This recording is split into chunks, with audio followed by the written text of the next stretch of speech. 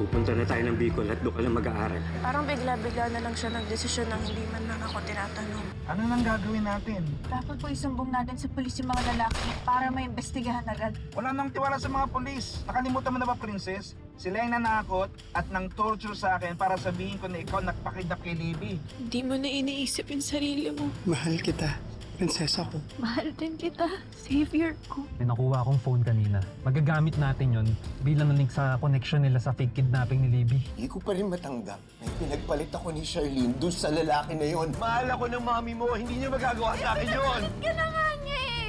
Pupuntahan ko siya para makausap ko. You better make sure na hindi siya makarating kay Charlene. Siyempre, dinala ko siya dito sa bahay ko. O, ba't saan mo siya dinala? Dahil may plano ako, tita. Kung malaman ni Charlene na nandito ang asawa niya sa bahay ko, tignan lang natin kung hindi pa siya mawasak. Perfect na perfect yan. Hindi pa ba natin sasabihin kay Mang Dado na tayo na? Una, savior. Ayokong biglayin si tatay. Sabado na alis natin papuntang Bicol. Po? Masaya-saya ko po. Kuma kami na ni Princess. Sana bumalik na po kayo ulit para makasama na po namin ulit kayo. Pero tayo, hindi ko naman po alam na ganito kabilis. Kailan pa tayo aalis? Tay, bakit po ba nagmamadali kayo? Para sa kapakanan mo to eh. Tay, may kinakatakutan po kayo. Pero ayaw niyong sabihin sa akin yung totoo kung ano yun. Ano po bang kinakatakot niyo kay Miss Divina? Aalis tayo sa Sabado sa ayaw at sa gusto mo. At magpaalam ka na dyan sa saver na yan, ha? Thank you for coming Second Chances. Have a good day. Ingat.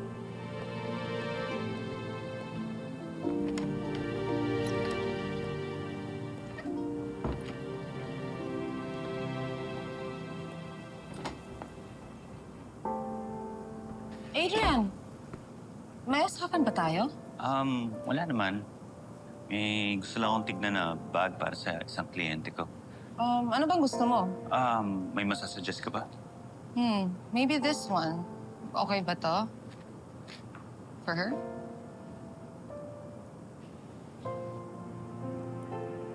Ganda. Thank you. No, ako ang dapat magpasalamat sa'yo. Despite of everything that happened, nananatili kang mabuting kaibigan ko. You're also a good friend to me. Kaya nga... Hindi ko alam paano sabihin sa'yo. Bakit? Nagkita kami ng mother-in-law mo yesterday. Si Mrs. Sonia Cristobal. Really? Hindi ka ba niya inaway? Galit na galit sa akin yun dahil akala niya may relasyon tayong dalawa. Yun na nga din ang hinala ko eh. Kaya nga duda ako sa mga sinasabi niya. Pero... Mabuti nang... Alam mo... Kasi baka sakali totoo kapag handa ka. What is it? Si Raymond. Balak na niya ipaanal ang kasal niya. What?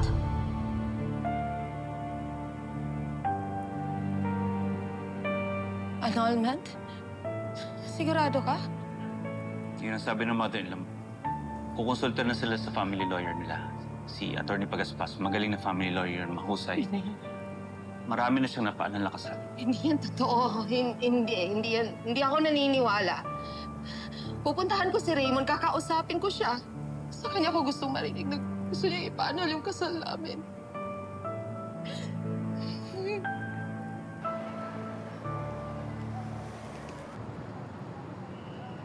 Talagang gusto na tatay na umalis kami. Ayaw na niya akong pakinggan. Tinatanong ko lang naman kung ano bang rason niya. Bakit pa siya nagmamadali na umalis kami agad-agad? Ayaw naman niya akong sagutin. Baka nabigla lang kasi si Mang Dado. Yung papabayaan mo na lang siya. Paano ko kapagayaan? Wala nang oras. Sa Sabado na niya gustong umalis kami. Bakit naman ganun? Yung palang taong magkakasama. Yun, Savior. Ang dami-dami pang problema dito na hindi pa naaayos. Pero si tatay, parang wala na lang pakialam. Basta gusto niya umalis kami. Tatalikuran na lang namin lahat. Hindi naman ganun si tatay eh. Responsable si tatay. Papaglaban namin kung ano yung tama. Hindi kami sumusuko sa laban. Hindi ko alam po ano nangyari sa kanya ngayon eh.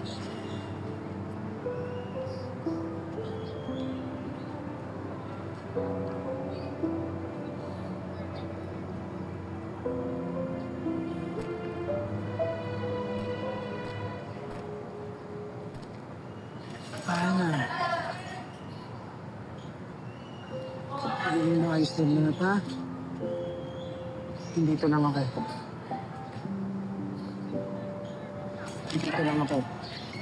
Hindi kita papabayan. Xavier, Princess. May problema ba? Wala bro. May pinag-usapan lang kami. Nabuksan ko na yung phone. Kinalikot ko yung mga old messages. Tapos hinanap ko yung exact date kung kailan kinidnap si Davey. May isang particular message na sobrang kaduda-duda talaga. Tingnan nyo.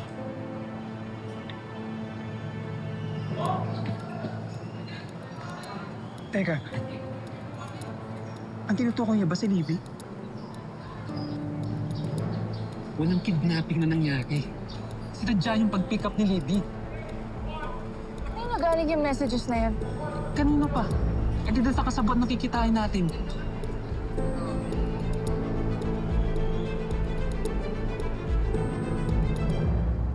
May plano na ako kung paano natin huhulihin yung kasabot ni Libby.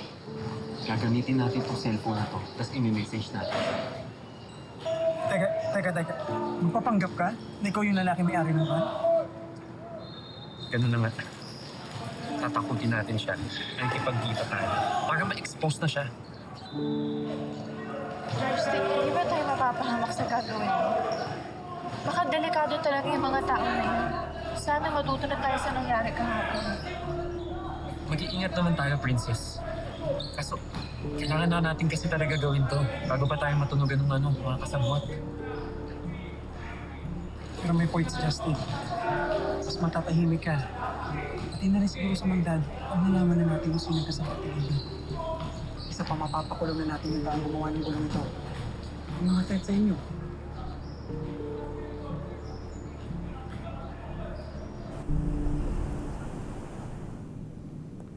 Oh, anong ginagawa mo rito?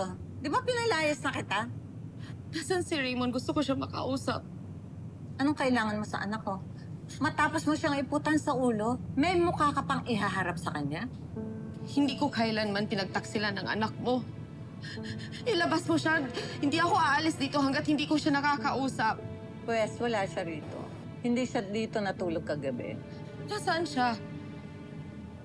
Eh di nandun, kina Divina. Mukhang nagkakamabutihan na sila eh. Mabuti nga't nagkasira na kayo ng anak ko eh. Baka walang hiya mo talaga. Wala ka na bang delikadesa? Uy, bago mo ako pagsalitaan ng ganyan, tumingin ka nga muna sa salamin.